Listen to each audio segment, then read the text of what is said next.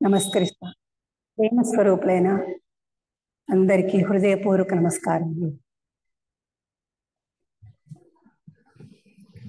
ఓం గురు బ్రహ్మ గురుర్విష్ణు గురుర్దేవో మహేశ్వర గురు సాక్షాత్ పరం బ్రహ్మ తస్మై శ్రీ గురవే నమః.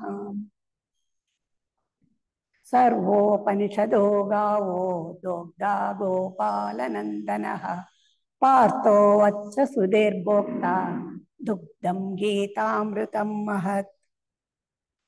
భగవద్గీత 3వ అధ్యాయం కర్మయోగము. దీనికి ముందు 5 శ్లోకాలు చెప్పుకుంటాము. ఆ 5 శ్లోకాల గురిన ఒకసారి రిపీట్ చేసుకొని మళ్ళీ 6వ శ్లోకం నుంచి చెప్తాము. ఇది కర్మయోగము. దీనికి గాయత్రి అని కూడా పేరు చెప్తున్నాము. దీంట్లో 43 శ్లోకాలు ఉంది. ఫస్ట్లో అర్జునుడు అడుగుతాడు అనమాట, నన్ను కర్మ చేయమని చెప్తా ఉంటావు, కర్మానికన్నా జ్ఞానమే గొప్పది అని చెప్పినారు, కానీ ఇప్పుడు నన్ను యుద్ధం చేయమని మీరు ప్రోత్సహిస్తూ ఉంటారు, ఎందుకు అనేసింది ఫస్ట్ శ్లోకంలో. జాయసి అంటే శ్రేష్టమైంది. 2వ శ్లోకం వచ్చి వ్యామిశ్రేణేవా అంటే మిశ్రమము. జ్ఞానమా కర్మనా, జ్ఞానం ఆచరణ చేయాలన్నా కర్మ ఆచరణ చేయాలన్నా రెండింటి నాకు సందిగ్ధంగా ఉంది, దీన్ని దృఢ నిశ్చయంగా నాకు చెప్పండి. భగవాన్ని శ్రీకృష్ణ అడుగుతాడు అనమాట అర్జునుడు. 3వ శ్లోకం వచ్చింది భగవాన్ వాచ అంటే 3వ శ్లోకంలో ఏం చెప్తారంటే, పూర్వమే నేను చెప్పిండాను జ్ఞానం గురించి కర్మ గురించి 2 గురించి. సాంఖ్యులకు అంటే జ్ఞానులకు తత్వ విచారణము, యోగులకు కర్మయోగము శ్రేష్టమైందనేసింది.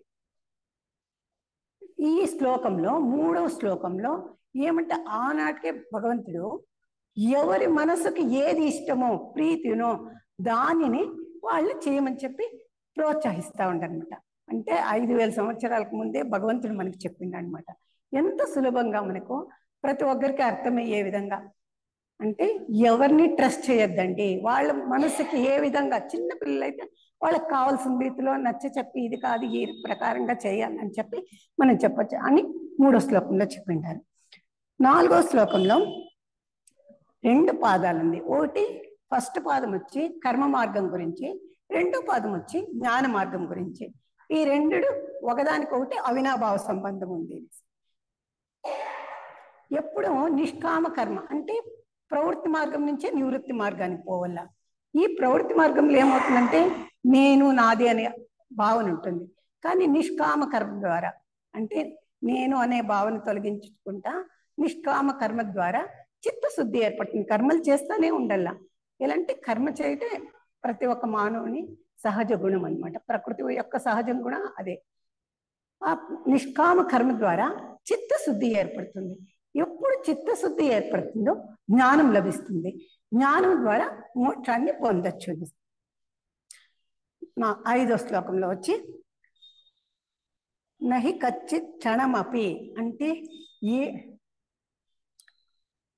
కర్మ త్యాగ అంటే క్షణకాలమైన ఏ జీవి కూడా కానీ పని చేయకుండా ఉండలేదు అని. నహి కచ్చిత్ క్షణమపి ఎవరు కూడా కానీ ఏ పని చేయకుండా అంటే నేను పని చేయలేదని గమ్మున కూర్చో ఉంటే కూడా గాలి పీల్చేది కూడా ఒక పని, నిద్రపోయేది ఒక పని అని దాంట్లో వివరంగా చెప్పినారు. కర్మ అనే దాని గురించి వివరంగా చెప్పింటాను. ఈ 5 శ్లోకాలు ఓ క్లాసులో అయింది. ఇప్పుడు 6వ శ్లోకం గురించి తెలుసుకుంటాం. కర్మేంద్రియాణి సంయమ్య య ఆస్తే మనసా స్మరన్ ఇంద్రియార్థ విమూఢాత్మ మిథ్యాచారస్స ఉచ్యతే. అంటే దీంట్లో ఏం చెప్తా ఉంటారంటే, కర్మ నిష్కామ కర్మ చేయమని అంటే కర్మ త్యాగం చేసేసేది కాదు, మనము పని చేస్తానే ఉండాల. అంటే నేను చేస్తా ఉంటానే అనే భావన మనలో ఉండకూడదు. దాని గురించి తెలుసుకుంటాం. ఇప్పుడు కర్మేంద్రియాణి అంటే ఇక్కడ భగవద్గీతలో ఈ శ్లోకంలో కర్మేంద్రియాణి అంటే కర్మేంద్రియాలు జ్ఞానేంద్రియాలు రెండింటినీ గురించి కర్మేంద్రియాణి అని చెప్తానమాట. కర్మేంద్రియాణి అనే పదమునకు కర్మేంద్రియ జ్ఞానేంద్రియములు 2 అనే అర్థము. కొన్ని ఇంద్రియముల గురించి మాత్రమే చెప్పినచో అసంపూర్ణంగా ఉండును. ఇక్కడ సంయమ్య అనే ఒక పదం వచ్చింది. అంటే సంయమ్య అంటే ఇక్కడ మిథ్యాచారస్య ఉచ్యతే అంటే ఇక్కడ ఈ సంయమ్యకు జ్ఞానికి అజ్ఞానికి గల భేదాన్ని ఈ సంయమ్య అనే పదంలో చెప్తా ఉంటాను అనమాట. ఫస్ట్ వచ్చి అజ్ఞాని గురించి చెప్తా ఉంటాడు. సాధకుడు అనర్థ సంయమము కాదు. ఎందువలనగా అతడు మిథ్యాచారి. మిథ్యాచారి అంటే కపట, పైన ఒక రకం లోపల ఒక రకంగా ఉంటాడు అనమాట. ఇంద్రియములను ఊరికే కూర్చో ఉంటాడు. కూర్చొని మనస్సు ఏం చేస్తుందంటే ఎక్కడికెక్కడికో పోతుందనమాట. ఇంద్రియములను ఊరిక కూర్చొని మనస్సు చే ముల్లోకములను తిరుగువాడు కానీ కూర్చియే చెప్పబడిను. అంటే కూర్చొనే ఉంటాడు కానీ మనస్సు మాత్రం ఎక్కడెక్కడో తిరుగుతూ ఉంటుంది. వాళ్ళని ఏం చెప్తున్నారంటే మిథ్యాచారి అంటే అజ్ఞాని అనేసింది. ఎందుకంటే మనకు ఇంకా ఈసారి జ్ఞాని గురించి చెప్తాడు. అంటే సాధకులు ప్రారంభంలో కొందరు సాధకులు కూడా ధ్యానమందు మనస్సు దైవంపై నిలవక దశదిక్కులు పరుగెత్తుచుండును. అంటే సాధకుడు కూడా ఏం చేస్తారంటే సంయమ్య అంటే సంయమం చేసే దానికోసము సాధకుడు అనే వాళ్ళు కూడా ఆ ధ్యానానికి కూర్చున్నప్పుడు మనస్సు ఎక్కడెక్కడికో పోతా ఉంటుంది, ఆలోచనలు పోతా ఉంటుంది. కానీ మనస్సునే గమనిస్తూ ఉంటారు ఎవరు? సాధకుడైన వాళ్ళు. ఎప్పుడు ఆ మనస్సును గమనిస్తూ ఉంటారో ఆ మనస్సుకు బుద్ధి చెప్తాను అనమాట. నువ్వు పోవద్దు, నేను సాధన చేస్తూ ఉంటాను, నాకు సహాయం చెయ్యి, హెల్ప్ చెయ్యి అని చిన్నపిల్లలకు అన్యాయంగా చెప్పేట్లుగా ఆ మనస్సుకు మనం చెప్పుకుంటామంట సాధకుడు అనేవాళ్ళు అనమాట.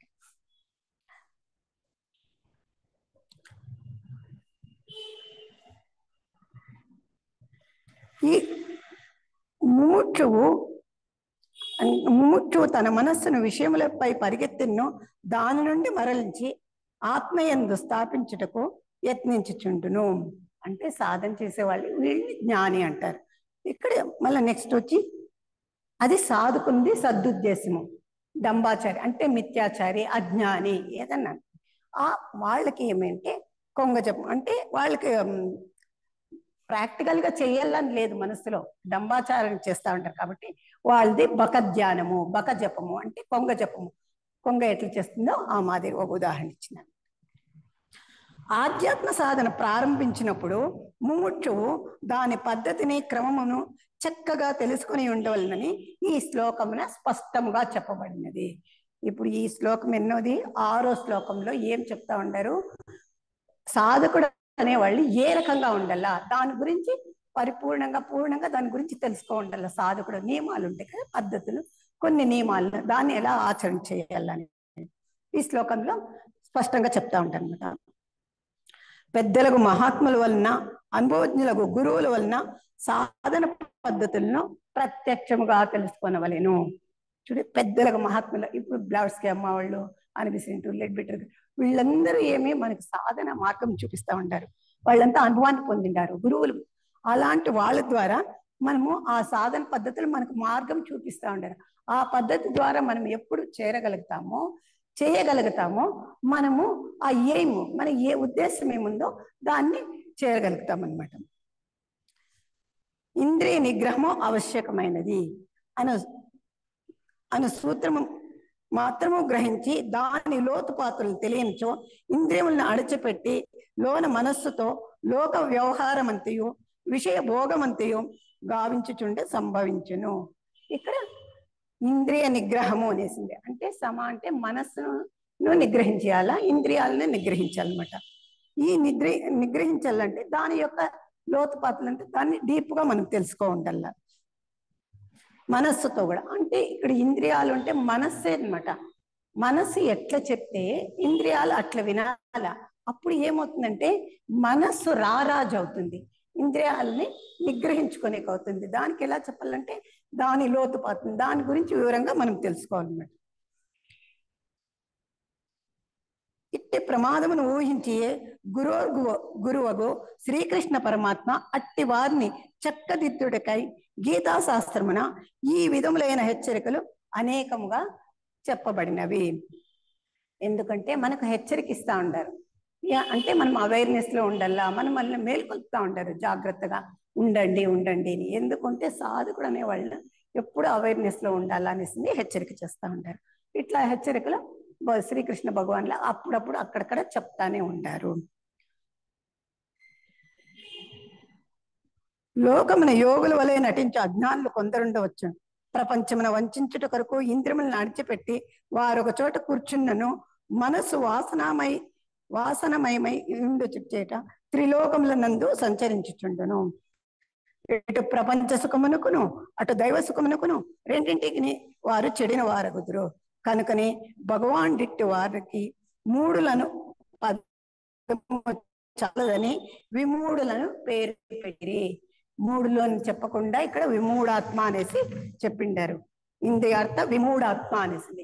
ఎందుకంటే మూఢుడు అంటే అజ్ఞాని, విమూఢుడు అంటే ఇంకా అజ్ఞాని అనమాట. ఏమి అర్థం చేసుకునే జ్ఞానము ఉండలేదు. ఇంద్రియం అంటే ఇక్కడ త్రిలోకములందు సంచరించిన వాసనామయం. ఈ మనసు ఎన్నో జన్మల తర్వాత మానవ జన్మ వచ్చింది. మనకు ఈ సొసైటీలో దాని గురించి వివరంగా చెప్పిండారు. ఏమి స్థూల దేహము, కామదేహము, రూప మనోదేహం. ఈ మూడు దేహాలు శుభ్రంగా ఉండాల, శుచిగా ఉండాల, పవిత్రంగా ఉండాల. ఇదే విధంగా మనకు మనస వాచ కర్మణ అని కూడా మనం చెప్తామన్నమాట. అంటే మనకి ఇంకా దీంట్లో 7 లేయర్స్ ఉంటుంది. ఈ 7 లేయర్స్ లో 4 లేయర్స్ మనం శుభ్రతను పవిత్రంగా ఉంచుకునేదానికి ప్రయత్నం చేయాలన్నమాట. ఎప్పుడు మనం ఆ సాధన చేస్తా వస్తామో వింటాం. అదే శ్రవణం అనేది, శ్రవణము మననము ఒక మెట్టయితే దాన్ని ఆచరణ చేసేదానికి ఎప్పుడూ అవేర్నెస్ లో ఉండి మనం ఎంత ఆచరణ మనంతకు మనమే స్వయం పరిశీలన చేసుకోవాల. చేసుకున్నప్పుడు మనల్ని మనము సరిదిద్దుకోనేక అవుతుంది. అందుకే ఇక్కడ త్రిలోకములందు సంచరించుచుండును అనేసి చెప్తాము. ఇంద్రియములకు సొంత విషయములను అనుభవించే శక్తి కానీ తెలుసుకునే శక్తి కానీ లేదు. మనస్సు వానితో చేరినప్పుడే ఆయా శక్తులు ఏర్పడును. కావున మనస్సుతో సహా ఇంద్రియములను నిగ్రహించటం వలన ప్రయోజనము కలదు. కానీ కేవలం ఇంద్రియములను బిగబెట్టడం వలన ప్రయోజనం ఉండదు. ఇప్పుడు మనకు వివేకము, వైరాగ్యము, సదాచారముని మనకు సాధన చతుష్టయం అని చెప్పిండారు. వివేకము, వైరాగ్యము, సదాచారము, ప్రేమ. ఎప్పుడు వివేకం కావాలని మనము తెలుసుకోవాలనుకుంటాము. వివేకాన్ని అవేర్నెస్ అంటే ఏది సత్యము, ఏది అసత్యము, ఏది శాశ్వతము, ఏది అశాశ్వతము, ఇవన్నీ తెలియాలి అంటే వివేకాన్ని గురించి మనము తెలుసుకో ఉండాలన్నమాట. ఇక్కడ ఏం చెప్తా ఉండారంటే సమాధమ. మన నెక్స్ట్ వచ్చి సదాచారంలో 6 ఉంటుంది. సత్ సంపత్తిని, సమాధమ, ఈ రెండింటిని గురించే మనము తెలుసుకో ఉండాలి. సమ అంటే మనస్సుని నిగ్రహించుకోవాలా, దమ అంటే ఇంద్రియాలను నిగ్రహించుకోవాలా. ఈ రెండింటిని మనం నిగ్రహించుకున్నప్పుడు ఏమవుతుందంటే ఆ సాధకుని మార్గంలో మనం పోగలుగుతాము.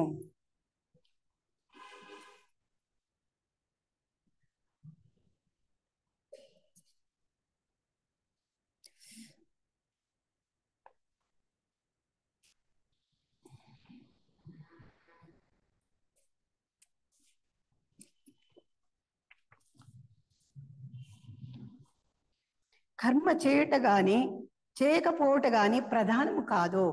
హృదయమందలి వాసనలు తొలగటియే ప్రధానము. మనస్సునందలి మాలిన్యము నశించుటయే ప్రధానము. అంటే ఇక్కడ ఏం చెప్తా ఉండారంటే సాధకుడు ఎలా ఉండాలా, సాధన ఎలా చేయాలి మనకి పరిపూర్ణంగా ఈ శ్లోకంలో అర్థం చెప్తా ఉంటారు. చిత్తమునందలి రాగద్వేషములు వీడుటయే ప్రధానము. అవి తొలగినప్పుడు ప్రపంచమున విడిచి ఏకాంతమునకు పరిగెత్తి వెళ్ళి గుహల్లో కాపురు ముండినను, కర్మేంద్రియములన్నింటినీ బంధించి వేచి కూర్చున్నను, ఏ కర్మయో ఆచరింపకను ఉండినను మనుజుడు బద్ధుడే అగును. ఏలనగా అప్పుడు మనస్సు మలిన సంకల్పం ప్రపంచమంతయో తిరుగాడుచునే ఉండును. వాసనలు విజృంభించునే ఉండును. రాగద్వేషములు తొలగినప్పుడు, మనస్సునందలి మాలిన్యం నశించినప్పుడు, వాసనలు ఉడిగినప్పుడు మనుజుడు మహాజన మధ్యమును ఉన్నప్పటికీ నిరంతరము కర్మను పరిశీలించుచు ముక్తుడే అగును. అంటే మనస్సులోని వాసనలు పోవాలి అంటే సదా రాగద్వేషాలు అనేది ఉండకూడదు. ఇవంతా ఏమంటే చిత్తంలో ఎన్నో జన్మల నుంచి ఉంటుంది. దీన్నంతా మనం సాధన చేయాల. ఈ సాధన చేసినప్పుడు మనలో ఏమవుతుందంటే మనం ఎంత జనాల మధ్యలో, సంతలో, ఎక్కడ ఉన్నా, ప్రపంచంలో ఏ జన సమూహంలో ఉన్నా, ఎక్కడ ఉన్నా, అడవిలో ఉన్న, జనాల్లో ఉన్న, ఎక్కడ ఉన్నా మన మనస్సు నిర్మలంగా, మన మనస్సును మన హతోటిలో పెట్టుకునే శక్తి మనలో ఏర్పడుతుంది అని చెప్తా ఉంటారు అనమాట. ఈ శ్లోకము. ఇంకోటి ఇప్పుడు 7వ శ్లోకము. యస్వేంద్రియాణి మనసా నియమ్యారభతేర్జున కర్మేంద్రియ కర్మయోగ మసక్తస్స విశిష్యతే. ఓ అర్జున, ఎవడు ఇంద్రియములన్నిటినీ మనస్సు చే నియమించి వానిచే కర్మయోగమును సంగం లేని వాడే ఆచరించునో అతడే ఉత్తముడు. 6వ శ్లోకంలో ఏం చెప్పినారు? సాధన గురించి చెప్పినారు. సాధన ఎలా చేయాలి మనము అనేసి దాని గురించి వివరంగా చెప్పినారు. ఇప్పుడు ఏం చెప్తా ఉంటారంటే ఉత్తముడు ఎవరు ఉత్తములు అని చెప్తా ఉంటారు. కర్మయోగమును సంగంలే అంటే నిష్కామ కర్మ చేసేవాళ్ళే ఉత్తములు అని. దీంట్లో ఈ శ్లోకంలో యస్వేంద్రియాణి మనసా ఒకటి, విశిష్యతే అసక్తస్స విశిష్యతే అంటే అసక్తస్స అంటే ఆసక్తి లేకుండా ఉండే, కర్మల పైన ఆసక్తి లేకుండా ఉండే వాళ్ళే విశిష్యతే అంటే ఉత్తములు. మనస్సును చక్కగా నిగ్రహించి వాసనలు దూరీకృతం చేసి ఇంద్రియములను సంయమనర్చి విషయములందు అంటక ఫలాపేక్ష రహితం కల కర్మలను ఆచరించో మనుజుడు బద్ధుడు కానేరడు.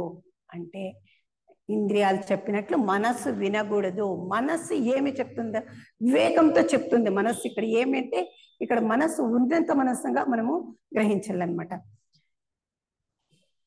ఇంద్రియములు మనస్సుకు లోబడి ఉండవలేను, మనస్సు తనకు లోబడి ఉండవలేను. ఇంద్రియములు వాని కార్యములు చేసినో చేయకున్నను మనస్సు యొక్క సక్తతయే బంధమునకు కారణము. బంధానికి కారణమేమి? మనస్సే. అంటే ఆసక్తిగా ఏ పనులు చేసినా మనం ఆసక్తిగా చేసినప్పుడు అది ఏమవుతుందంటే అటాచ్మెంట్ అవుతుంది. ఆసక్తి లేకుండా అంటే నిమిత్త మాత్రము, భగవంతుని యొక్క ఉపకరణంతో మనం చేస్తూ ఉంటాం ప్రతి పని అనే చేసినప్పుడు బంధం లేకుండా ఉంటుంది. ఇది కనుక మహనీయులు మొట్టమొదట మన సంయమను అభ్యసించి ఇంద్రియములను అదుపులోనికి తెచ్చి అట్టి విశుద్ధేంద్రియముల వల్లనే లోకహితార్థము కర్మలను చేయుచుందురు. ఇక్కడ ఉత్తములు అంటే మహనీయుల గురించి ఇక్కడ చెప్తా ఉంటారు. మహనీయులు అంటే మొట్టమొదట సాధకులు కూడా అంతే, మనస్సును సంయమం చేసుకుంటారు. మనస్సును సంయమం చేసుకున్నప్పుడే మనము సాధనలోకి అడుగు పెట్టి మన ప్రతి పనిని ప్రతి క్షణము మనస్సుని గ్రహిస్తా ఉంది. మనస్సు ఏ రకంగా పని చేస్తా ఉంది, మన మనస్సు అనే అవేర్నెస్ తో మనం గ్రహించగలుగుతాము. అంటే దీనికి చాలా సాధన చాలా ముఖ్యము. అంటే చెప్పినంత సులభం కాదు. ప్రతి ఒక్కరము మనము ఆచరణ చేసేదానికి ప్రయత్నం చేస్తానే ఉంటామన్నమాట.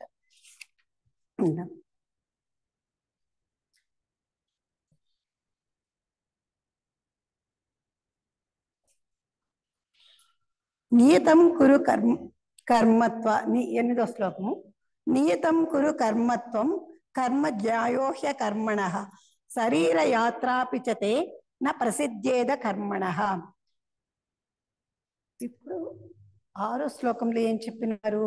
సాధకులు ఎలా ఉండాలి అనేసింది. మళ్ళీ 7వ శ్లోకంలో ఏం చెప్తా ఉండారు? మహనీయులు వాళ్ళు మనస్సును నిగ్రహించి పనులు చేస్తా ఉంటారు, లోకహితార్థం అనేసింది. ఇప్పుడు 8వ శ్లోకంలో ఏం చెప్తా ఉండారు? శాస్త్ర నియమిత మగు కర్మ అంటే శాస్త్రాల్లో చేయవలసిన కర్మ. అంటే మనకు ఉపనిషత్తుల ద్వారా మనం ఎన్నో తెలుసుకో ఉంటాము. అది బ్రహ్మసూత్రాలు ఇవన్నీ కూడా ఇప్పుడు భగవద్గీతలో ఆ ఉపనిషత్తుల యొక్క సారమే అనమాట. భగవద్గీతలో ఉండేది కూడా మనకు శాస్త్ర నియమితం అంటే శాస్త్రాల్లో ఏం చెప్పినారు అనే దానికి వివరణ. అంటే ఇది ఇట్లే చేయాలి అంటే ఆ సాధకులు అనేవారు ఆ శాస్త్రం నియమితంగా ఎప్పుడు చేస్తామో ఒక ఎనర్జీ అంటే అమితమైన ఎనర్జీ వస్తుంది అనమాట, ఎక్కువమైన ఆ శక్తి లభిస్తుంది. ఆచరణ చేసినప్పుడు.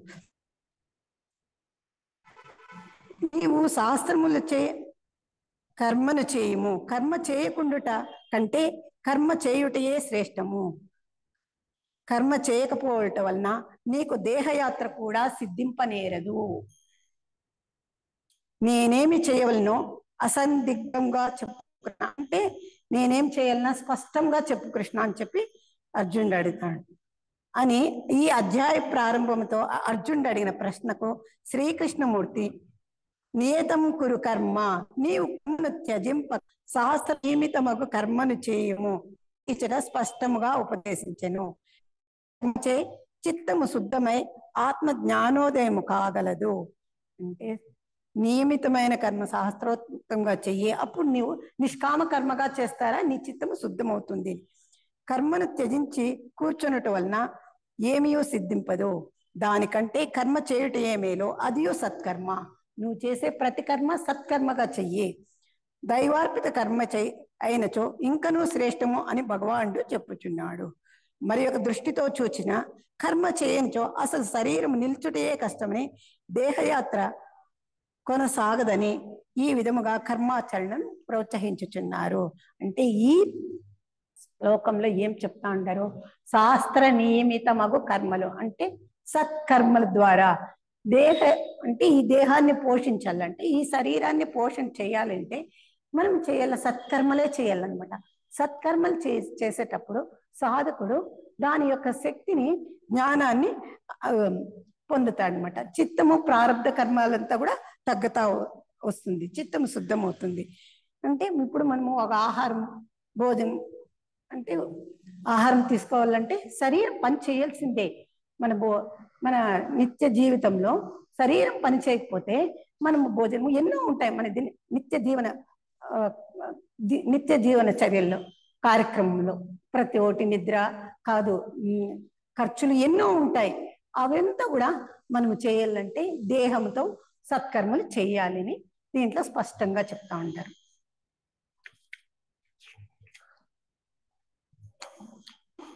ఇప్పుడు 7, 8 శ్లోకాల గురించి ఇంకొంచెం వివరంగా తెలుసుకునే ప్రయత్నం చేస్తాం. ఇక్కడ రహస్యము అంటే కర్మ యొక్క రహస్యము, కర్మ యొక్క కీలకము అనేసి 2 పదాలు ఇక్కడ చెప్పినారనమాట. కర్మ యొక్క రహస్యమేమి, కర్మ యొక్క కీలకమేమి, ఈ రెండింటిని గురించి కొంచెం విశదంగా తెలుసుకునే ప్రయత్నం. కర్మ యొక్క రహస్యము, కర్మ యొక్క కీలకము. కీలకము అంటే మనము భగవంతుని యొక్క అంశతో పుట్టిన భగవంతుని యొక్క బిడ్డలము. ఇది ఒక ఫస్ట్, ఇది కీలకమంట. కీలకము అంటే ప్రతి ఒక్కరిలోనూ ఆ భగవంతుని యొక్క చైతన్యము ప్రతి ఒక్కరిలోనూ హృదయంలో దాగి ఉందన్నమాట. అదే చైతన్యం ద్వారా మనం పని చేయగలుగుతాం. ఇది కీలకం అనమాట. మళ్ళీ రహస్యము, రహస్యం అంటే ఏమి? సత్కర్మలు చేయాలి, సత్కర్మలు ఈశ్వరార్పణ బుద్ధితో చేయాలి, నిష్కామ కర్మతో చేయాలి. ఇవన్నీ రహస్యం అన్నమాట. ఈ రహస్యాన్ని, ఈ కీలకాన్ని, ఈ రెండిటిని మనం ఎప్పుడు గుర్తు పెట్టుకుంటామో మన జీవితంలో మనం చేయవలసిన పనులను సక్రమంగా చేయగలుగుతాము.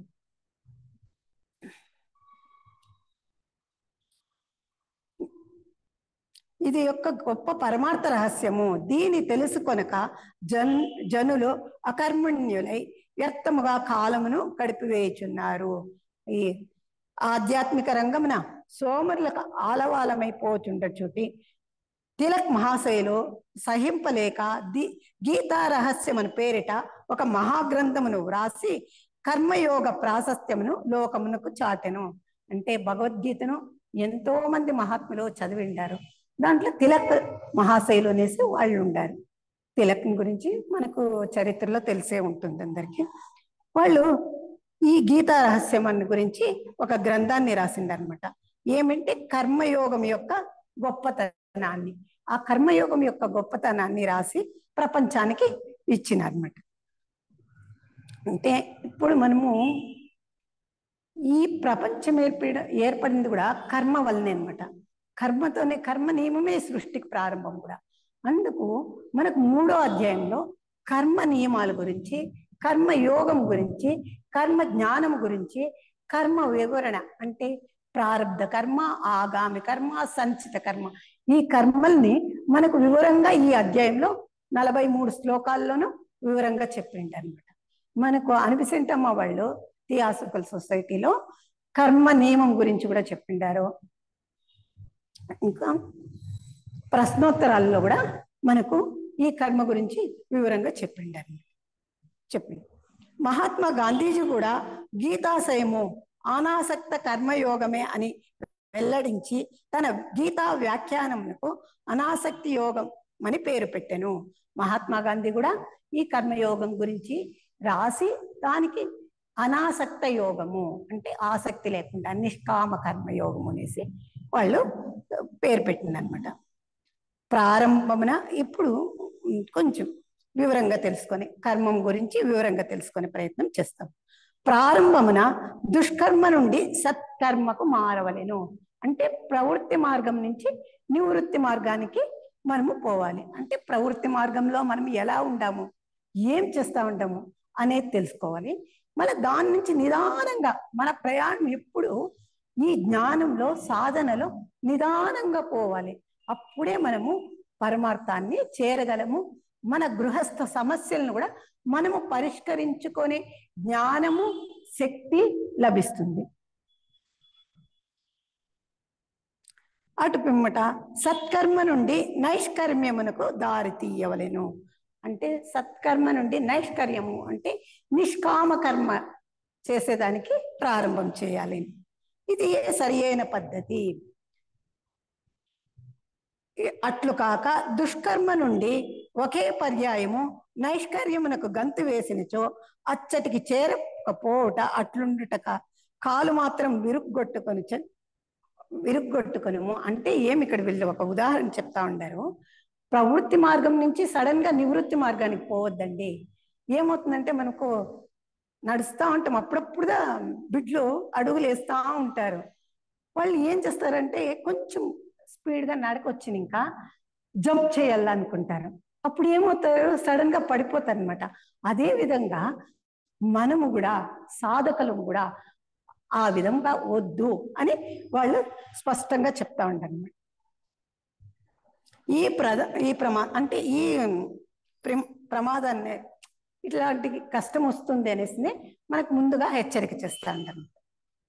కర్మల ద్వారా చిత్తశుద్ధి కలుగును. ఎలా అనగా ఈశ్వరార్పణ బుద్ధితో కర్మలను చేయుచూరాగా చిత్తమందలి దోషములు పాపములు శమించి చిత్తము నిర్మలమగును. ఎంతసేపు మనకి ఏం పదే పదే పదే పదే కర్మల గురించే చెప్తా ఉంటారు. ఏమి నిష్కామ కర్మ చెయ్యి, సత్కర్మ చెయ్యి.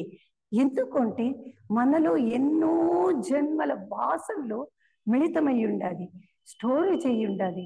దాన్ని సాధన చేయాలి అంటే మనం మనస్సు పదే పదే వింటా ఉండాలి. పదే పదే వినినప్పుడు ఏమవుతుందంటే మన లోపల ఆ అణువులు అనేది మార్పు చెందుతా ఉంటుంది. ఎప్పుడు అణువులు మార్పు చెందుతుందో మనలో దృఢ నిశ్చయం అంటే ఇచ్ఛాశక్తి, జ్ఞానశక్తి, క్రియాశక్తి మనలో దృఢంగా ఏర్పడుతుంది అనమాట. ఇది థియాసఫికల్ సొసైటీలో మనకు స్పష్టంగా చెప్తా ఉంటారు. నిర్మల చిత్తమందు శుద్ధ జలమందు అంటే ఇక్కడ నిర్మల చిత్తమందు శుద్ధ జలమందు ఇక్కడ ఒక ఉదాహరణ చెప్తా ఉంటారు. నిర్మల చిత్తమందు శుద్ధ జలమందు సూర్యుని ప్రతిబింబము స్పష్టముగా గోచరించినట్లు జ్ఞానోదయమగును. అంటే నిర్మల చిత్తంగా ఉండేటప్పుడు ఏమవుతుంది, శుద్ధ జలము అంటే మన మనస్సు నిర్మలంగా ఉండేటప్పుడు, మనం మనస్సు పవిత్రంగా ఉండేటప్పుడు మనం దేని గురించి ఆలోచన చేస్తామో భగవంతుని యొక్క అనుగ్రహము, గురువుల యొక్క అనుగ్రహం ద్వారా మనకు ఏమన్నా సమస్యలకు పరిష్కారం చిక్కుతుంది. ఎప్పుడు భగవంతుని అనుగ్రహము, గురువుల అనుగ్రహం రెండు కావాలి. దీనికి కావాలంటే ఏం కావాలో సాధన కావాలి. ఇప్పుడు భాష్యాన్ని ఏం చెప్తా ఉంటారు, సూర్యోదయం అయ్యే కాటికి ప్రకృతి అంతా పరవశించిపోతుంది. అట్లే మన మనస్సు శుద్ధమైనప్పుడు ఆ స్ఫురణని మనం గ్రహించి మన భగవంతుని యొక్క అనుగ్రహం ద్వారా, గురువుల యొక్క అనుగ్రహం ద్వారా వాక్కు కూడా ఆ శుద్ధి పరిపూర్ణత ఒక అతిశయోక్తమైన కాదు, ఆ వాక్కుకే ఒక దివ్యమైన శక్తి ఏర్పడుతుంది. నిర్మల చిత్తమందు శుద్ధ జలముందు సూర్యుని ప్రతిబింబం స్పష్టముగా గోచరించినట్లు జ్ఞానోదయమగును, జ్ఞానముచే మోక్షము లభించును. ఈ అర్థమునే ఈ క్రింది శ్లోకం, అంటే ఇక్కడ ఒక శ్లోకం చెప్పినారు వాళ్ళు. కర్మణ జాయతే భక్తి, భక్త్యా జ్ఞానం ప్రజాయతే, జ్ఞానత్ ప్రజాయతే ముక్తి ఇది శాస్త్రార్థ సంగ్రహ. అంటే శాస్త్రంలో కూడా ఇదే చెప్పినారు అనమాట. ఏమేనిసింది? చిత్తము శుద్ధం కావాలి. ఇప్పుడు మనకు చిన్న రామాయణంలో రాములు వారు ఏం కావాలి అంటారు? నాకు చంద్రుడిని చూడాలి, చంద్రుడే కావాలి అని కోరుతాడు. కావాలి, చిన్న బాలుడు కదా, కావాలి కావాలి అని మొండి చేస్తారు. అప్పుడు ఏం చేస్తారు? మంత్రిని ఒక అద్దమును తెప్పించి దాంట్లో చంద్రుని యొక్క ప్రతిబింబంని చూపిస్తారనమాట. అంటే మనస్సు కూడా అంత పరిశుద్ధంగా ఉండాలన్నమాట. ఎప్పుడు మనస్సు పరిశుద్ధంగా ఉంటుందో చంద్రుని యొక్క బింబం ఎట్లా ఆహ్లాదకరంగా ఆ అమృత తత్వంతో మనకు ఆ స్ఫురణలు లభిస్తుంది అనమాట. కర్మ అనున్నది మనుజుని సత్త ఎంత మాత్రం ఉన్నదో తేల్చి చెప్పగల వస్తువు. కర్మ అనేది మనుష్యుని యందు శక్తి, సత్తా అంటే వాళ్ళ శక్తి. అంటే దీనికి ఒక ఉదాహరణ చెప్తా ఉంటారు. ముఖం ఎట్లున్నదో అద్దము తేల్చి చెప్పగలదు. మన యొక్క ముఖము ఎట్లుండాది అని మనం చూసుకోవాలంటే మనం ఒక అద్దాన్ని పెట్టుకొని ఆ ప్రతిబింబాన్ని మనం చూసుకుంటాం. అలాగే ఇక్కడ మనము కర్మ చేసేటప్పుడు ఎట్లుంటుంది అని వాళ్ళు ఎంత వివరంగా చెప్తా ఉంటారంటే, జీవుడు సత్వగుణం అందున్నాడో, రజోగుణం అందున్నాడో, తమోగుణం అందున్నాడో కర్మరంగమున బయటపడును. మనము చేసే కర్మ సత్వం గుణంగా ఉందా, రజోగుణముగా ఉందా, తమో గుణంగా ఉందా అనేది ఎట్లా తెలుస్తుందంటే, కర్మరంగం ఉంటే పని చేస్తామన్నమాట. కర్మ పని చేసేటప్పుడు ముఖంలో, ఫేస్లో స్పష్టత వస్తుంది. అది ముఖంలో కళ కాదు, ముఖంలో చలనం వస్తుంది అనమాట. శాంతంగా చేసినప్పుడు వాళ్ళు చెప్తాండి. కొందరు ఏ పని చేయుచున్నప్పుడు, ఏ పనియో లేనప్పుడు ప్రశాంత చిత్తులుగా ఉన్నను, పనిలో ప్రవేశించినప్పుడు అందరినీ కస్సు బుస్సు మంచుంటారు. పని చేయకుండా ఉండేటప్పుడు శాంతంగా నవ్వుతా ఉంటారు. ఏమన్నా పని చేయాలన్నప్పుడు వాళ్ళు ఏం చేస్తారంటారు? ఆ పని చెయ్యాలని వాళ్ళకి ఉండదు, కానీ మనసులో వాసనలు ఉంటుంది కదా, చెయ్యాలని. అప్పుడు ఏమవుతుందంటే కోపం వస్తుంది అనమాట. ఆ కోపంలో ఏమవుతుంది? అక్కడ రజోగుణము మొగంలో ప్రతిబింబిస్తుంది అనమాట. అప్పుడు క్రోధాది వాసనలో వచ్చింది అంటే తన వల్ల చేయలేకుండా ఆ కోపం అనేది ముఖంలో స్పష్టంగా తెలుస్తుంది అనమాట. ఇది రజోగుణానికి సంబంధించి. ఈ ప్రకారంగా మనుజుడు తాను పూర్ణముగా పవిత్రత్వంగా నొందినది లేనిది కర్మక్షేత్రమున పరీక్షించుకొని చుండవలేను. అంటే మనుజుడు అంటే మానవుడు మనం కర్మ చేసేటప్పుడు మన మనస్సు ఎలా ప్రతిబింబిస్తా ఉంది మనకే తెలుస్తుంది.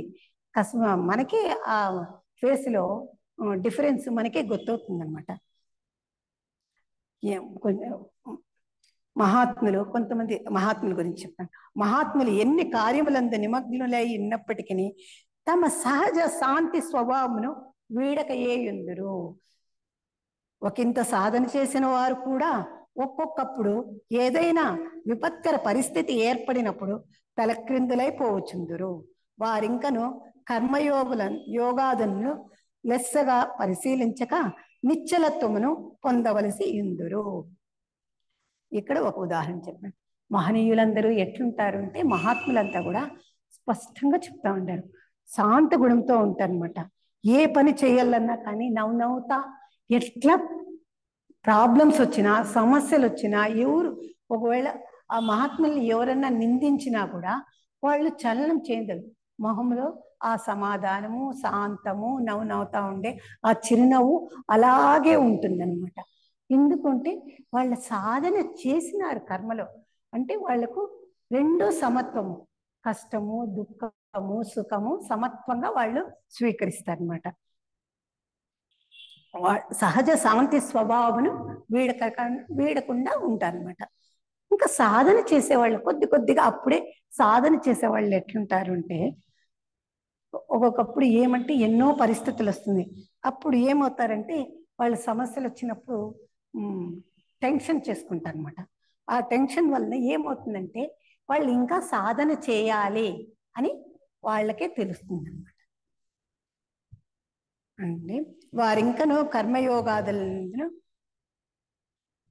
కర్మయోగాన్ని ఇంకా సాధన చేస్తూ నిశ్చలత్వమును పొందవలసి ఉండవలను. ఇక్కడ ఒక ఉదాహరణ చెప్తా ఉన్నారు. కర్మ అనేది ఒక థర్మామీటర్ అనమాట. థర్మామీటర్తో పోల్చి చెప్తా ఉన్నారు. థర్మామీటర్ అంటే అందరికీ తెలిసిందే. జ్వరం వచ్చినప్పుడు ఆ థర్మామీటర్ని పెట్టి చూస్తారు, జ్వరం ఎక్కువ ఉందా తక్కువ ఉందా అనేది. ఎక్కువగా ఉంటే ఇన్ని డిగ్రీలు ఎక్కువ ఉంది. ఎందుకంటే మనకి ఇక్కడ ఉదాహరణల ద్వారా చెప్పినప్పుడు మన మనసులో అది ఆ థర్మామీటర్ చూసినప్పుడు ఏదో ఒక సమయంలో మనకు గుర్తొస్తుంది అనమాట. జీవునికి ఉష్ణము అంటే హీట్ అనమాట, తాపత్రయము. మనం అనుకున్నాం కదా, కామదేహము, స్థూల దేహము, కామదేహము, రూప మనోదేహంలో ఈ 3 దేహాల్లోనూ మనకేమి ఆ తాపత్రయం అనేది, టెన్షన్ అనేది ఎనుక ముందు వస్తానే ఉంటుందన్నమాట. అది ఏమవుతుందంటే పూర్తిగా తగ్గినదా, లేక కొంచెం తగ్గినదా, లేక అధికంగా ఉందా అని మనమే పరీక్షించుకోవాలన్నమాట. ఈ తాపత్రయం అనేది కర్మ మనం చేసేటప్పుడు టెన్షన్ వచ్చినప్పుడు మనం గమనించుకోవాలి అన్నమాట. ప్రతి వారును కర్మయోగమును వారి పారమార్థిక బలాబలను పరీక్షించి చూచుకొనిచుండవలేను. ఒకడు చూచుటకు దేవుడు కనిపించును. దేవుడిలాగా కనిపిస్తాడనమాట ఈ కర్మయోగం చేసేటప్పుడు. వాళ్ళ బలాన్ని వాళ్ళే పరీక్షించుకోవాలని వాళ్ళు స్పష్టంగా చెప్తా ఉండారు. కానీ కర్మయందు దిగినచో రాక్షసుడుగా ప్రవర్తించును. అంటే ఏం చెప్తానంటే, గమ్మున ఉండేటప్పుడు సాత్వికంగా దేవుళ్ళలాగా గమ్మున ఉంటారు. కానీ కర్మ చేయాలి, పని చేయాలి అంటే, కర్మ అంటే పని. ప్రతి క్షణము మనం పని చేయాల్సి వస్తానే ఉంటుందన్నమాట. అప్పుడు ఏమవుతుంది, ఎక్కువ పని చేసేటప్పుడు వాళ్ళు రాక్షసుడు చెయ్యాలి అంటే ఎక్కువ బాధ పడతామన్నమాట. అప్పుడు రాక్షస అంధకారంగా కనిపించును అంటే మన మనస్సులో టెన్షన్లు స్టార్ట్ అవుతుంది అనమాట. కానీ కార్యములందు దివ్యత్వమును వెదజల్లును. కానీ మనం కార్యం చేసేటప్పుడు మాత్రము దివ్యత్వం వెదజల్లును. కావున మనుజుని పట్టి చూపునది కర్మయే గాని తదితరం కాదని విజ్ఞులు నిశ్చయించుకొని దాని ఎందు క్షుణ్ణముగా పవిత్రతను సంపాదించవలెను. అంటే మనము ఆ కర్మ చేసేటప్పుడు శాంతంగా మధురంగా చేసినప్పుడు ఏమవుతుందంటే ఆ దివ్యత్వాన్ని, ఆ పవిత్రతను, ఆ శక్తిని దాంట్లో పొందుతామన్నమాట, సంపాదించుకుంటాము. అట్టి పవిత్రతను ఎట్లా సంపాదించగలము? మళ్ళా క్వశ్చన్ ఇస్తా ఉంటారు. మనకి ఇక్కడ ఒక ఉదాహరణ థర్మామీటర్ ఇచ్చినారు. ఉదాహరణ మన మనస్సులోని తాపత్రయము అంటే ఇచ్చా జ్ఞానక్రియ, లేదు స్థూల దేహము, కామదేహము, రూప మనోదేహము మనం పనిచేసేటప్పుడు ఎలా ఉంటుంది అనేసింది.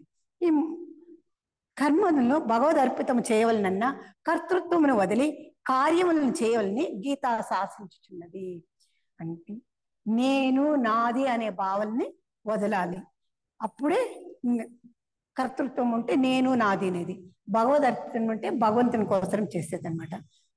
గీత శాసనం చేస్తుంది, భగవంతుడే శాసనం చేసి చెప్తా ఉంటాడు. ఇందల రహస్యం ఏమనినా భగవంతునికి అర్పణ చేయు కార్యమును ఎవరును అపవిత్రముగా చేయటకు సాహసింపడు.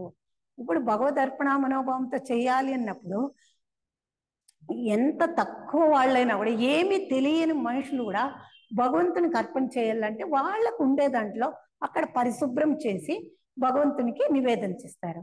అంటే అక్కడ ఏమి భగవంతుని ఒక దివ్య శక్తి అని భావిస్తారనమాట. అట్లా సామాన్య మానవునికి కూడా ఇచ్చు పదార్థమే శుద్ధముగా ఉండునట్లు చూచుచుండా ఇక భగవానికి ఇచ్చుదాన్ని కల్మష భూయిష్టముగా ఉంచరు. కనుక నీవు చేయు కర్మలను ఈశ్వరార్పణ బుద్ధితో చెయ్యము. ఇక్కడ ఇంకోటి చెప్తామండి. మనం మానవులకి ఏమన్నా ఒకరికొకరి పదార్థాలని ఒక ఇచ్చేటప్పుడు ఏం చెప్తాము, ఇస్తాము పవిత్రంగా దాన్ని బాగుండేటట్లుగా బాగు చేసి మనస్సును అర్పణ చేసి అందరూ బాగా స్వీకరించాలి, ఈ పదార్థం బాగుండాలి అనే భావనతో, తీయని మదన భావనతో ఇస్తాము. అంటే ఇప్పుడు ఒక పూజ చేస్తాము, నైవేద్యం చేస్తాము, దాన్ని మనం అందరికీ అట్లా చేస్తాము. ఇంకా అదే కాకుండా భగవంతునికే మనమల్ని మనం అర్పణ చేసుకోవాలంటే మనం ఎంత పవిత్రంగా ఉండాలి. అందుకే మనము ఈశ్వరార్పణ బుద్ధితో మనం ఇక్కడ బుద్ధి అని చెప్పిన అంటే దృఢముగా మనసు పోయి ఇక్కడ బుద్ధితో నీవు చేయు కర్మల్ని ఈశ్వరార్పణ బుద్ధితో చేయము, దృఢ నిశ్చయంతో చేయము అని చెప్పి చెప్తా ఉంటారు. జీవుడు ఆ కర్మను శుద్ధముగానే చేయుటకు ప్రయత్నించును. ఆ కర్మను అంటే ఏ కర్మ చేస్తారో ఆ కర్మనంతా కూడా శుద్ధంగా చేసేదానికి ప్రయత్నం చేస్తాడు. మనస్సును దైవంపై ఉంచి దైవార్పణ బుద్ధితో చేయు కార్యము దైవ కార్యముగానే పరిణితి నొందగలదు. ఎలా అనగా అప్పుడు చిత్తము భగవంతునిపై ఆసక్తి అగుటచే కర్మ ఫలమునందు ఆసక్తి కొలదు. అంటే భగవంతునిపై ఆసక్తి కాదు, కర్మ భగవంతునిపై ఆసక్తితో చేస్తాం కాబట్టి అక్కడ కర్మ కూడా ఆసక్తిగానే చేస్తాము, భగవంత అర్పణం భావంతోనే చేస్తాము అనేసింది. ఫలాసక్తి రహితమగు కర్మ ప్రపంచ కార్యమైనను దైవ కార్యముగను యజ్ఞముగను పూజగను ధ్యానముగను మారిపోగలదు. లోకహితార్థం చేయు కర్మ ఏమవుతుందంటే ఈశ్వరార్పణ బుద్ధితో చేసే ప్రతి పని యజ్ఞముగా పూజగా ధ్యానముగా కూడా మారిపోతుంది. కావున దానిచే జీవునకు బంధము కలుగకే ఉండును. అంటే అటాచ్మెంట్, జీవు నేను చేస్తా ఉండానని దేహాత్మ భావన ఉండనే ఉండదు అని స్పష్టంగా చెప్తా ఉండారు. ఇట్లు చేసినందువల్లనే పూర్వము జనకాదులు కర్మ ద్వారా జ్ఞానమును తద్వారా సంసిద్ధిని పడేయగలిగిరి. అంటే కర్మ ద్వారా జ్ఞానాన్ని పొంది వాళ్ళని జనక మహారాజే అయినారనమాట. మహారాజుగా ఉన్నా కూడా నేను చేస్తా ఉంటాను నేను భావన ఎప్పుడూ లేదు. అంటే అక్కడ కర్మ జ్ఞానము రెండు ఒకటయ్యింది. ఈశ్వరార్పణ బుద్ధితో చేస్తా ఉంటారనమాట. జ్ఞాని అజ్ఞాని ఇద్దరు చేయే కర్మలు పైకి ఒకటిగా కనిపించినను రెంటికి లక్ష్యములు వేరు. జ్ఞాని అజ్ఞాని పైన చేసే కర్మలు ఒకటిగానే ఉంటుంది, కానీ భగవద్ అర్పితములు అంటే మనస వాచ కాయ త్రికరణాలతో చేసేది, లేదు స్థూల దేహము కామదేహము రూపమనోది, ఈ మూడింటితో చేసే కర్మ ఏమవుతుందంటే జ్ఞానం చేసేటప్పుడు తత్వంగా చేస్తారు. జ్ఞానార్పితము అంటే అరూప దేహంతో అంటే అరూప మనస్తత్వంతో వాళ్ళు చేస్తారు కాబట్టి జ్ఞాని అవుతారు. కానీ అజ్ఞాని ఏమవుతుందంటే నేను అనే భావన ఉంటుంది కాబట్టి అక్కడ అటాచ్మెంట్ ఉంటుంది.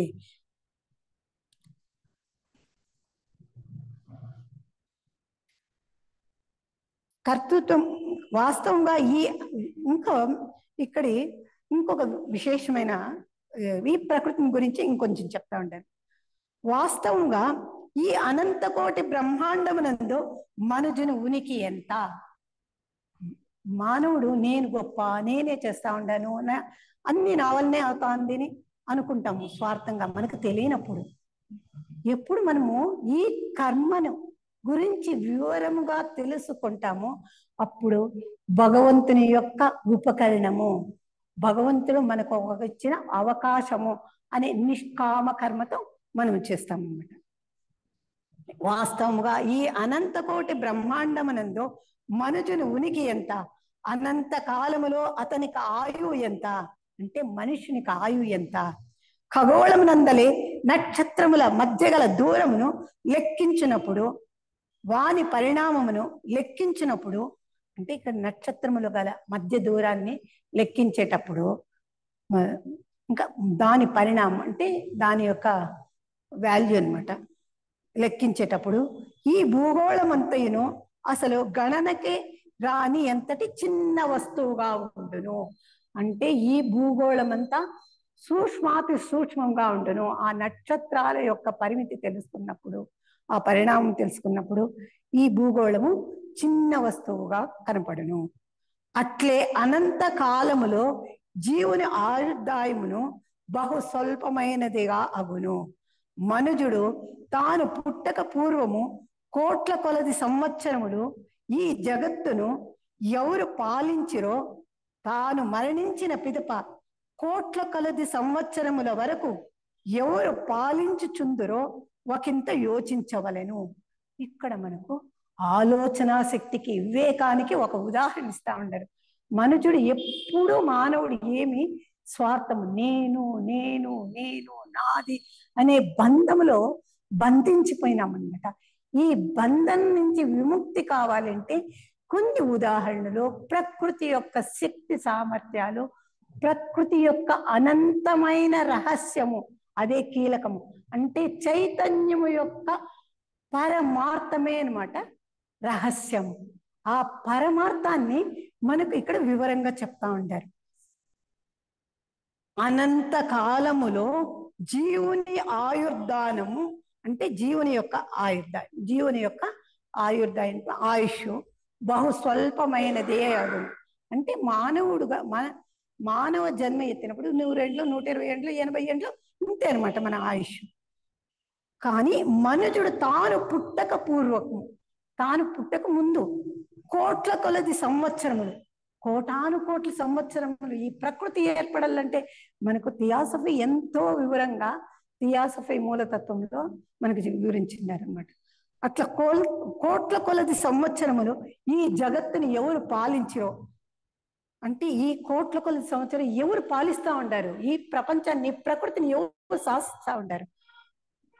కోట్ల కొలది సంవత్సరములు ఈ జగత్తుని ఎవరు పాలించరో, మళ్ళా తాను మరణించిన పిదప, అంటే మనుషుడు మానవులు జన్మ ఎత్తుతానే ఉంటారు. కొన్ని కృతయుగంలో కొన్ని వేల సంవత్సరాలు అట్లా ఉంటుంది ఒక్కొక్క యుగంలో. కానీ ఈ కలియుగంలో మానవుని ఆయుష్ 100, 120, 80 అట్లా ఉంటుంది అనమాట. అంటే ఇన్ని వేల కోట్ల సంవత్సరాల ముందు కూడా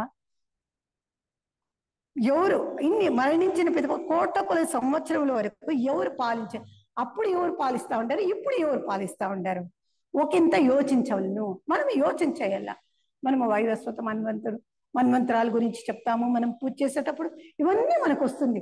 దీని గురించి అంతా మీరు ఆలోచన చేయండి అని ఇక్కడ మనకు స్పష్టంగా వివరణంగా చెప్తా ఉంటారు. బ్రహ్మాండమునంతటినీ నడుపు శక్తి ఒకటి ఉన్నది, అది ఏ దైవము. ఆ చైతన్యం గురించి చెప్పేదానికి మనకు కర్మ యొక్క వివరాన్ని, చైతన్యము అంటే పురుష ప్రకృతి గురించి వివరాన్ని మనకు ఇక్కడ వివరంగా చెప్పినాను అనమాట. ఈ బ్రహ్మాండమునంతటినీ నడుపు శక్తి ఒకటి ఉన్నది, అది ఏ దైవము, అది ఏ చైతన్యము. పితాసి లోకస్య చరాచరస్య అంటూ చరాచర ప్రపంచమునకు నాథుడు ఒకడు కలడు. ఈ చరాచర ప్రపంచాన్ని పోషించేది ఒక భగవంతుడు అని, నాథుడు ఉంటే భగవంతుడు ఒకడు కలడు. అతడే పరమాత్మ, అతడే చైతన్యము, అతడే ఈ విశ్వమునంతటినీ నడుపుచున్నాడు. మన ద్వారా పనులు చేయించున్నది అతడే. భగవంతుడే మన ద్వారా పనులు చేయిస్తా ఉన్నాడు. మనము కేవలము నిమిత్త మాత్రము. ఈ పదాన్ని మనము స్పష్టంగా పదే పదే సాధన చేసేవాళ్ళు గుర్తు పెట్టుకోవాల. మనం మనం ఏమి సాధన చేయాల, మనం అన్ని పనులు చేయాల. చేయకుండా ఉండేదానికి ఆస్కారమే లేదు. మనము గృహస్థాశ్రమంలో ఉండాము, ప్రపంచంలో ఉండాము, ఈ దేహాన్ని పోషణ చేయాలి, ప్రతి పని మనము చేయాలి. కానీ ప్రతి పని వెనకాల ఆ భగవంతుని యొక్క శక్తి మనమల్ని నడిపిస్తా ఉండాలి అనే భావన, ఆలోచన మనమల్ని ఎంత శక్తియుతంగా చేస్తుంది అంటే, మనమల్ని ఆ ఏమి దగ్గరికి మనం ఏం ముందుగా పెట్టుకుంటామో, మోక్షము కానీ ఏదైనా కానీ దాన్ని మనము చేరగలుగుతాము. మనము కేవలము నిమిత్త మాత్రము, అతని చేతిలో ఉపకరణములు. ఈ జగన్నాటకంలో మనము పాత్రదారులము, అతడు సూత్రధారి. అనంత శక్తిమంతుడగు దైవము ఈ ప్రపంచమునంతటినీ నడుపుచున్నాడు. ఇంతవరకు అనంత కాలముగా జరిగిన పనులన్నీ మీ వలన గాని మా వలన గాని జరగలేదు. ఇక్కడ ఇంకా స్పష్టంగా మన మనస్సుకు హత్తుకునేట్లుగా అద్భుతంగా వాళ్ళు చిన్న పిల్లలకి ఎలా చెప్పాలనో అట్లా మన మనస్సుకు అర్థమయ్యే విధంగా ఇక్కడ చెప్తా ఉంటారనమాట.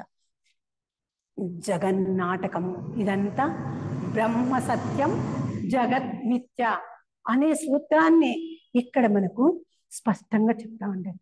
ఏమేంటి బ్రహ్మ సత్యం అంటే భగవంతుడు అనేది సత్యము. ఆ సత్యాన్ని మనం తెలుసుకోవాలి. అంటే భగవంతుడు సూత్రధారి, మనము పాత్రధారులము. అనంత శక్తివంతుడగు దైవము ఈ ప్రపంచమునంతటిని నడుపుచున్నాడు. ఆ చైతన్యమే ఈ ప్రపంచాన్నంతా నడిపిస్తా ఉండాది అనే సత్యమును మనము మనస్సులో నాటుకోవాలి. శ్రవణము ద్వారా, మననము ద్వారా, నిధి ధ్యాస ఇవన్నీ మనకు స్పష్టంగా చెప్తా ఉంటారు. ఇది కర్మ అనేది ఏమి గాయత్రి మంత్రంతో మనకు పోల్చి చెప్తా ఉంటారు. అంటే మన బుద్ధికి శక్తిని ఇస్తా ఉండాలి, దృఢమైన ఇచ్ఛాశక్తిని ఇస్తా ఉంది అన్నమాట. ఇంతవరకు అనంత కాలముగా జరిగిన పనులన్నీ మీ వలన గాని మా వలన గాని జరగలేదు. ఇక్కడ పూర్వీకులు ఇక్కడ ఏం చెప్తా ఉండే, పూర్వేషామపి గురువు కాలేనాన వచ్చేదాత్ అని పతంజలి యోగ సూత్ర ప్రకారము కాలముచే పరిచ్ఛిన్నుడు కానట్టియు పూర్వీకులకును గురువైనట్టియు మహానుభావుడు ఒకడు కలడు. ఇది పతంజలి సూత్రంలో ఒక ప్రకారం వాళ్ళు చెప్తా ఉంటారు. ఉదాహరణ ఇస్తాం. అతడు త్రివిధ పరిచ్ఛేద రహితుడు, దేశమునకు కాలమునకు వస్తువునకు అతడు లోబడువాడు కాడు.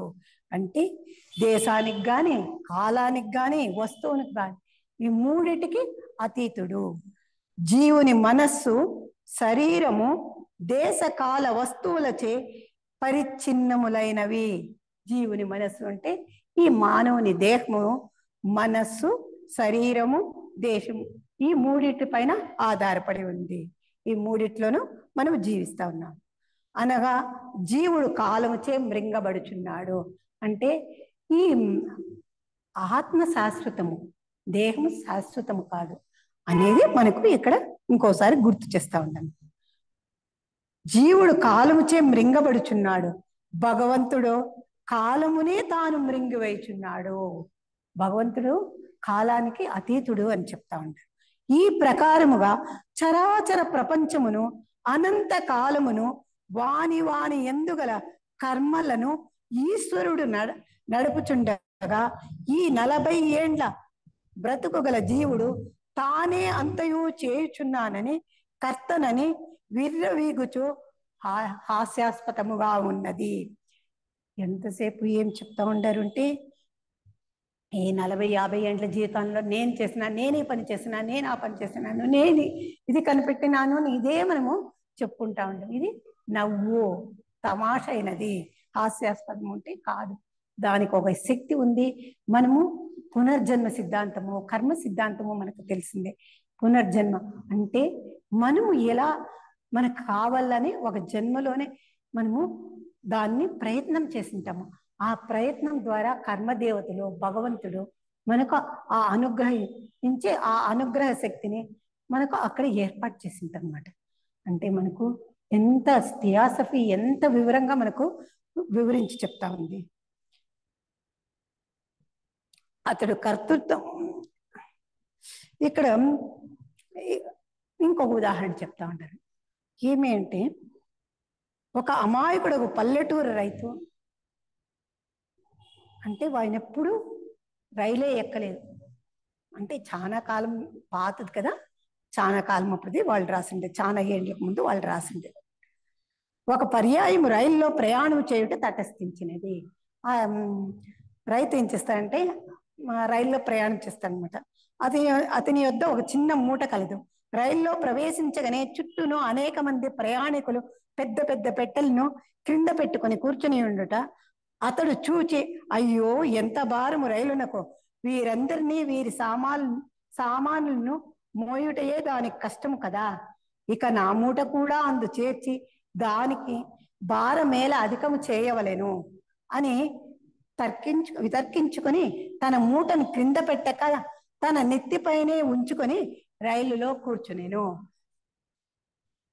చుట్టూ ఉన్న జనము ఆ వింత చూచి విరగబడి నవ్వసాగిరి. ఆ పల్లెటూరు మనిషితో ఇట్లా చెప్పసాగిరి, ఓయి వెర్రివాడా, నీవు ఈ మూటను రైలులో కింద పెట్టక నీ నెత్తిన పెట్టుకున్నను, దానిని మోయినది రైలే కదా. నిన్ను నీ మూటను మమ్ములను వెయ్యేల సమస్తమును ఆ రైలే మోయిచున్నదని తెలుసుకొనుము. అది విని ఆ రైతు తన తప్పిదమును గుర్తెరిగెను.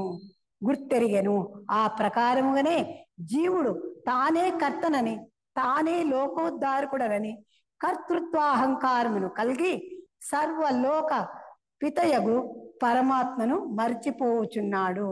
అది ఏత అతని అనర్థనము నాకు మూల కారణమయ్యున్నది. ఇక్కడ ఏం చెప్తా ఉండారు, మనకు ఉదాహరణ ఇచ్చిండారు.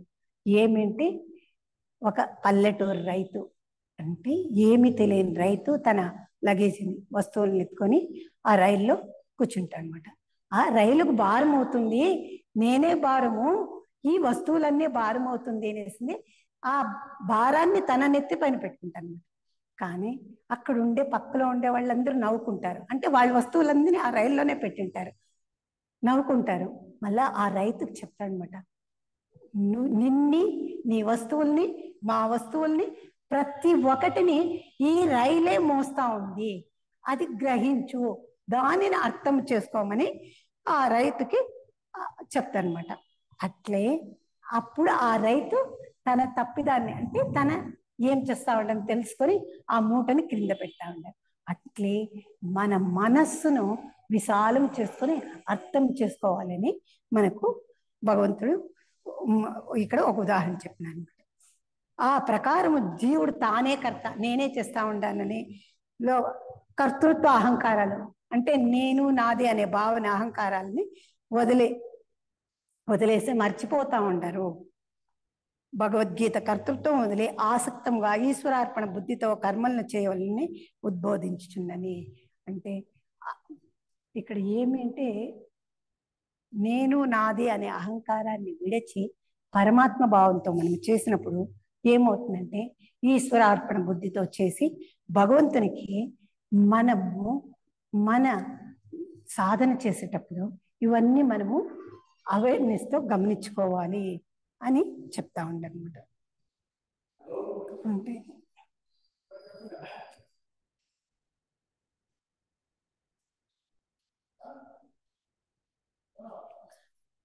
ఇంకోటి ఇది 9వ శ్లోకం. ఎప్పుడు యజ్ఞార్థత్ కర్మణోన్యత్ర లోకోయం కర్మ బంధన తదర్థం కర్మ కౌంతేయ ముక్త సంగ సమాచార. ఓ అర్జున, యజ్ఞము కొరకై, లోకహితార్థము కొరకై ఇతరముకు కర్మంచే జనులు బంధింపబడుతురు. కాబట్టి ఆ యజ్ఞము కొరకై కర్మముని సంగరహితుడై ఫలాసక్తి లేక ఆచరింపుము.